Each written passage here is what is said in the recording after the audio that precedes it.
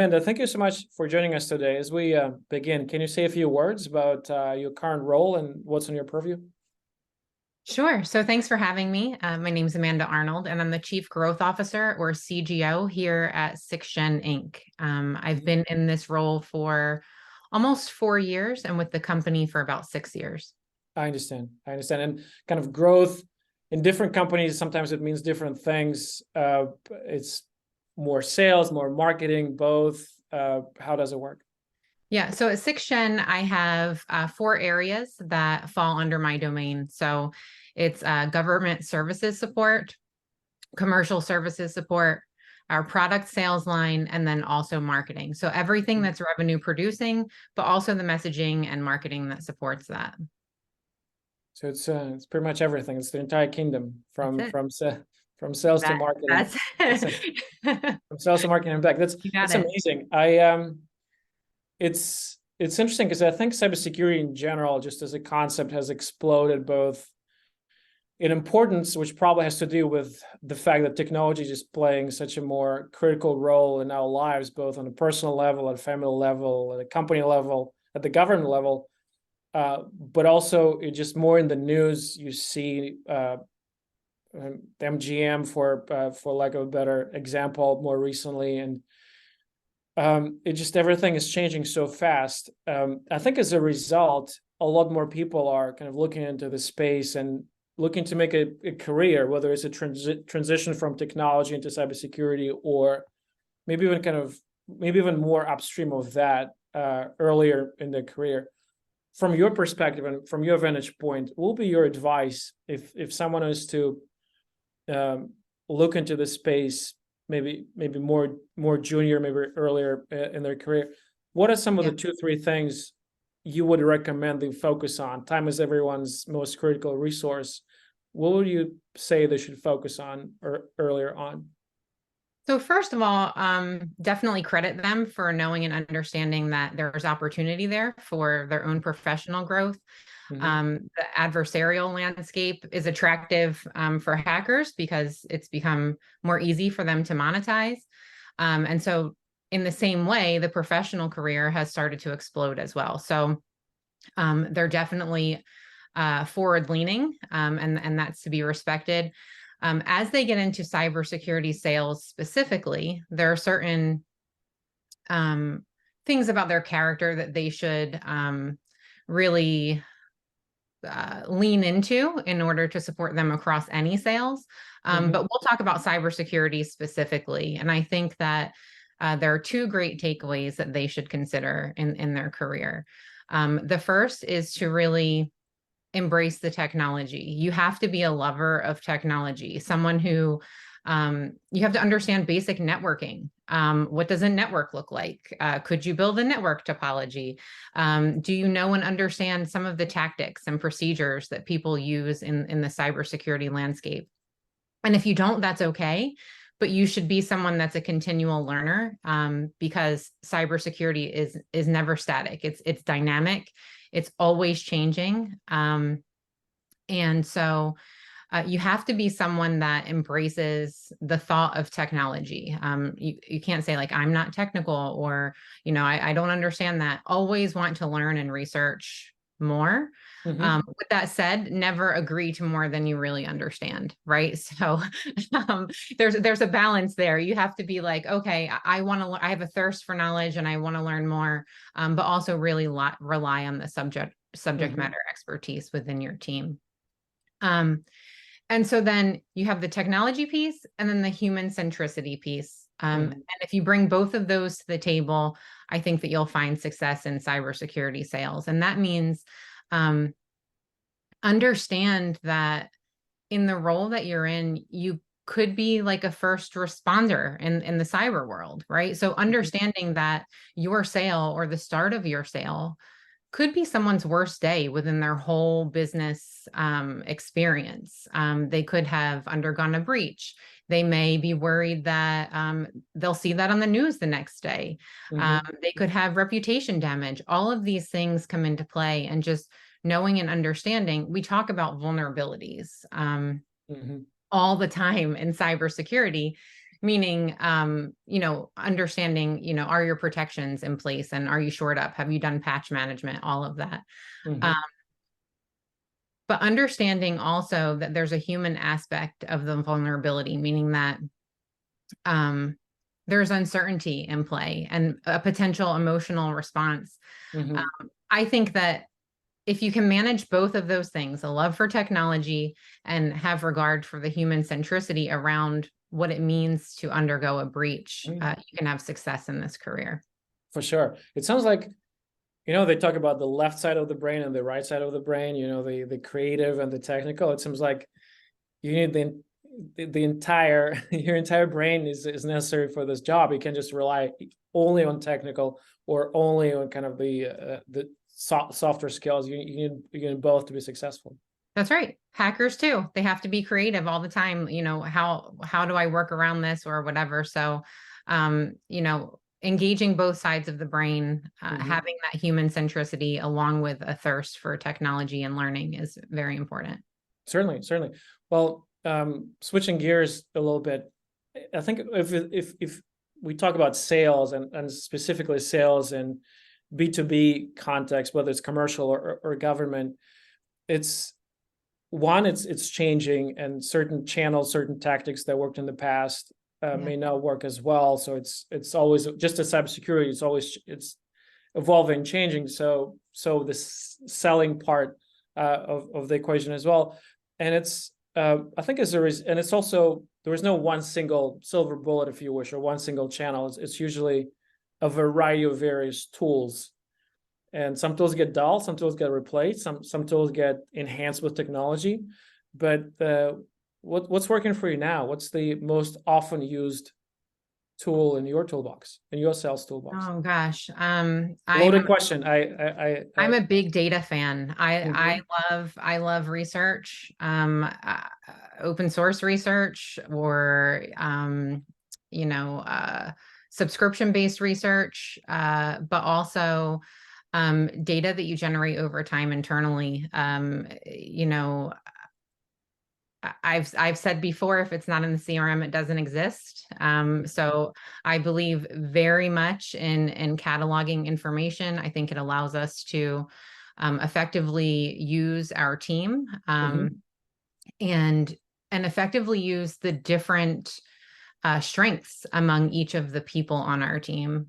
So for me, it's data. I know if my team is watching, they'll probably shake their head because obviously not everyone likes to catalog and keep that much. It can be an administrative drain, Mhm. and feel in the moment like it takes away from some of the sales momentum, but it is really important for strategic change over time. Um, Mhm. so that, I mean, if it's a tool in the toolbox, it's data.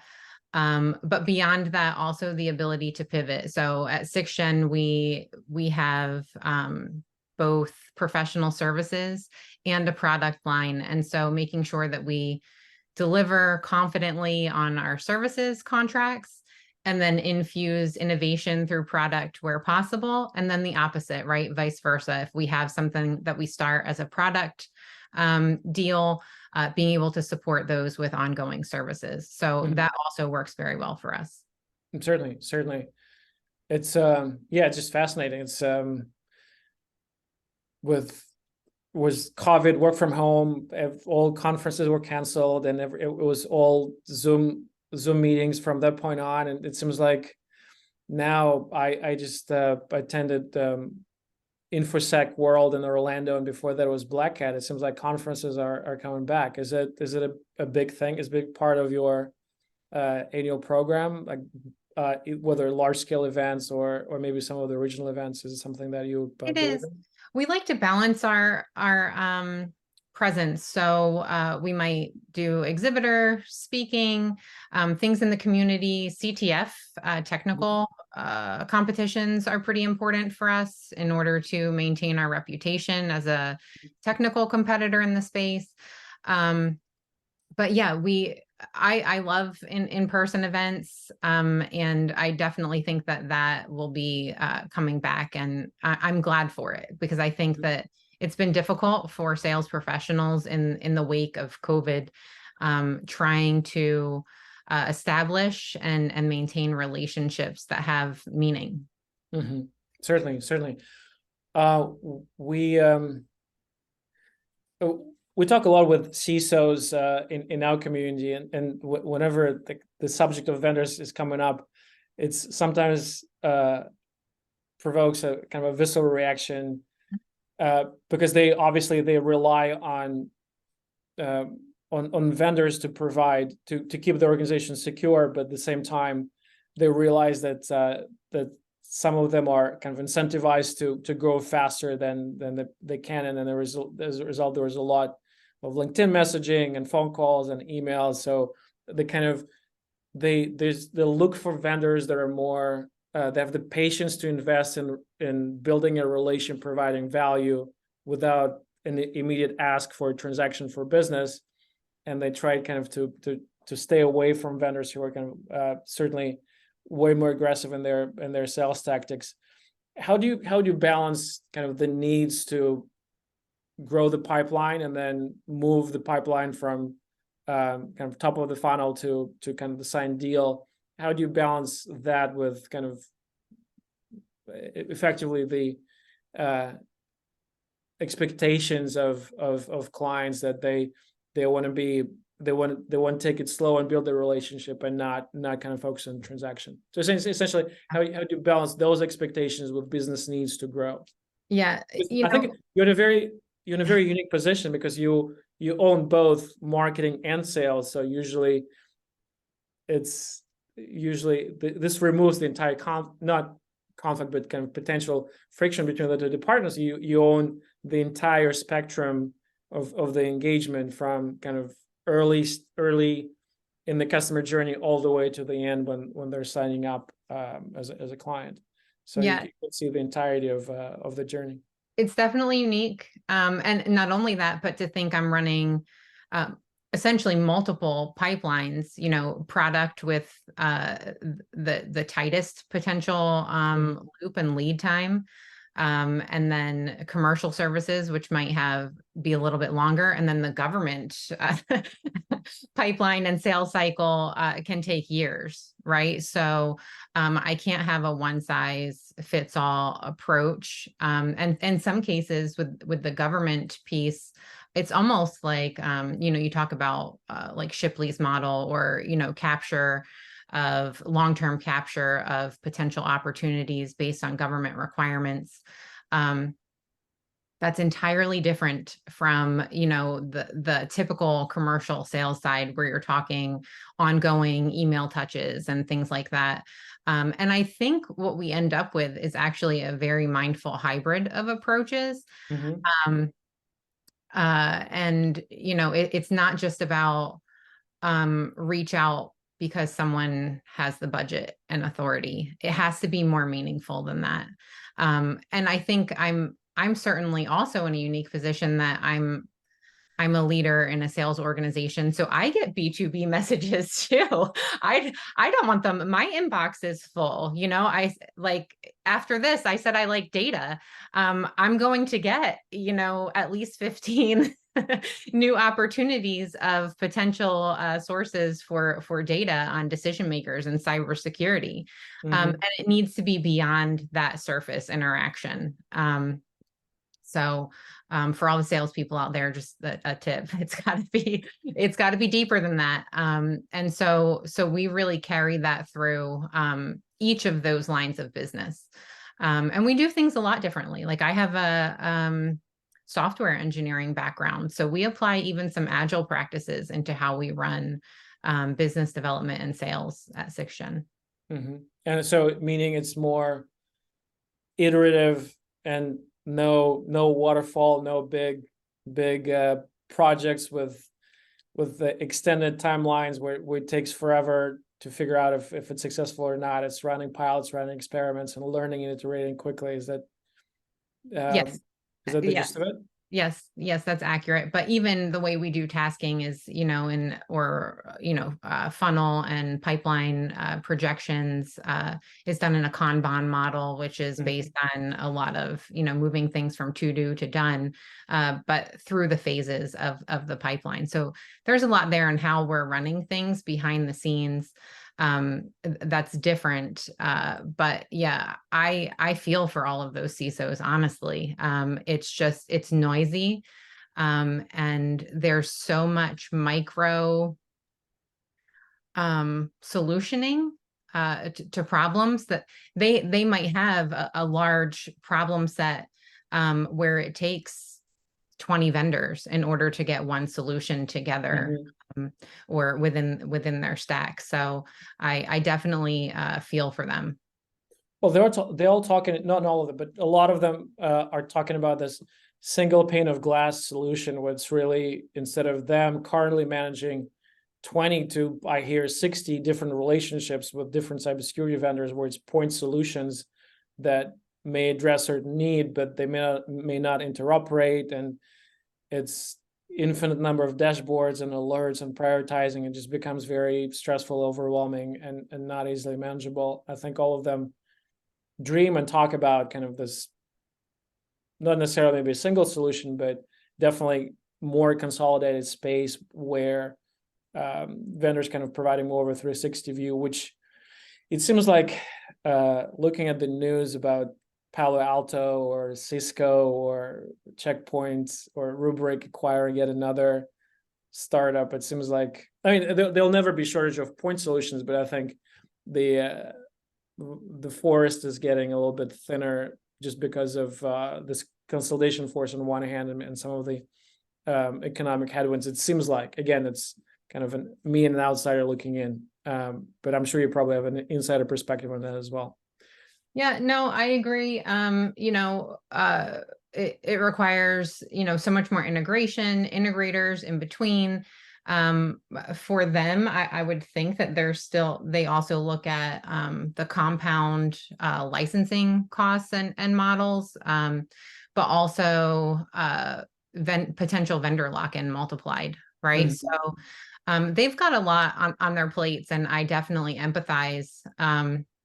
From the industry perspective, I also understand that, you can't drink the ocean, right? If you have the capability and it serves a need, communicating that need is important. So I think that there's a middle ground with, having some sort of channel and integration relationship model where you and I both know that becomes complex, is that we're all competitive too. So as much as we'd all like to say, yeah, let's all play together and make a sandbox and let's see how our stuff works together so that we can pitch this holistic solution, then you've got competition that comes into play as well. For sure. And it's interesting that you mentioned that, because it's, going to RSA, going to Black Hat, you listen to some of the vendors, you look at their marketing messaging. It seems like there's some, I can't say they're blurring, but it certainly seems like there are certain catchphrases, certain words that you see more and more. Before it was zero trust, now it seems like everyone is jumping on AI bandwagon, and you also see companies going for growth, and you see elbows sticking out a little bit, and they're trying to encroach on each other's space. So it's what you said about it being competitive is certainly very true. I wonder, it's very interesting, because I think given that you own both worlds, sales and marketing, I think you have a very unique perspective on a lot of different things. One fairly new concept that we hear more and more about is this idea of dark funnels, they call them, which is, in the past, executives would almost welcome salespeople because they would get the lay of the land, and they would get to know information about their competitors, whether it's products or pricing. It's the quote unquote water cooler kind of conversation, where they could not get the information anywhere else. So they would gladly take time out of their calendar to listen, not only to hear the pitch, but also get competitive information. Now, all of this and more is available online with a few clicks. And I think more and more stages of the customer journey, high value prospects are walking alone without visibility and without influence or explicit influence of vendors, which makes the work of cybersecurity marketers and sales leaders that more challenging, because some of those dark funnels, or there's no attribution. It could be a private Slack channel. It could be a sidebar conversation at a conference. It could be, I don't know, a Zoom call or a group chat among colleagues. And yet those kind of conversations, informal, but yet influential, often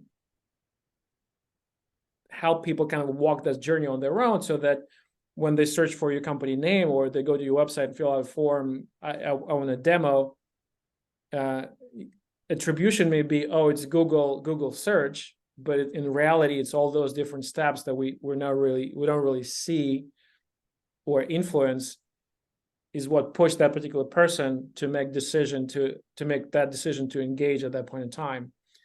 How do you think about balancing that, or maybe influencing that? Because sales cycles are long, attribution is fuzzy or tricky early on. How do you think about, I guess, embracing that or leveraging that in your work? Loaded question. Yeah, loaded question. I understand, but no, it's great. It's great. I'm here for it. You know, my original career and background was out of the intelligence community, right? So, and I said I like data, and there's open source data, and then there's data that's not. So I think, what is it called? Well, there's OSINT and human. Yeah, open source intelligence. Yes, yes, exactly. So, you know, and people are doing their homework across the board, and I have an appreciation for that.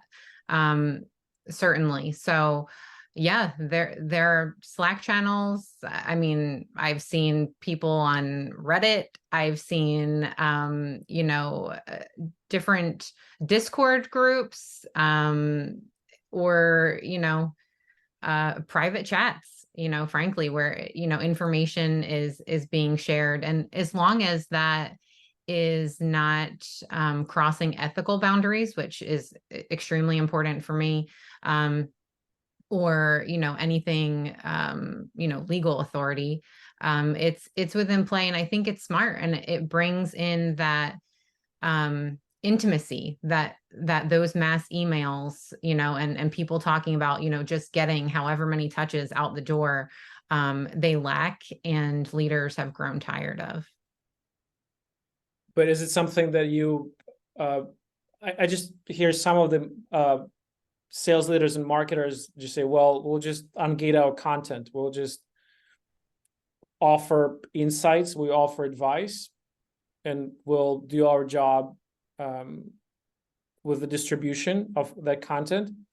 And we know that some of that will work. We just don't know which particular piece through which particular channel, but we'll just not going to track it entirely. We'll just trust that the universe will return the favor, and some of that content will result in leads and prospects and demos, but we'll just not completely track that entire. But in other organizations, they spend time assigning weights to different channels. Which, again, it's some of the guesswork. So it seems like there are two different. For us, we don't track it. We don't track it as if it's a marketing campaign. It's a personal interaction and relationship building. That's that's how we look at it.